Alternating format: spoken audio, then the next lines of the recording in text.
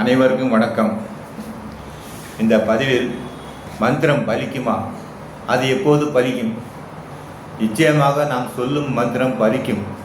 அந்த மந்திரத்திற்கு அவ்வளவு சக்தி உள்ளது.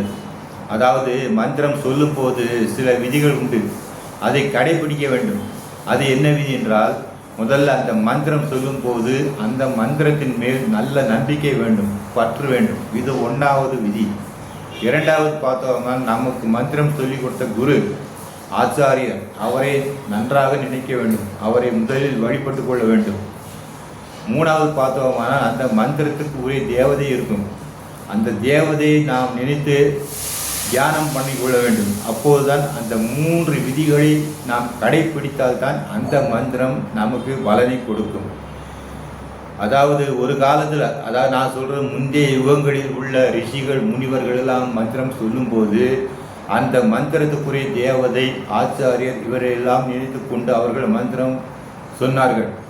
எனவே அந்த காலத்தில் நாம் அந்த மந்திரத்துக்கு உரிய தேவதை நேரிலே வந்து அவர்களுடைய ஆவிர்வாவங்களை பெற்றுக்கொண்டு சென்றதாக வரலாறு உண்டு. ஆக மந்திரம் சொல்லும் போது நாம் சிரத்தையாக சொல்ல வேண்டும், அது மிக முக்கியம். அவ்வாறு இருந்தால் நிச்சயமாக அந்த மந்திரம் நல்ல பலனை கொடுக்கும். மங்களாணி பவந்து.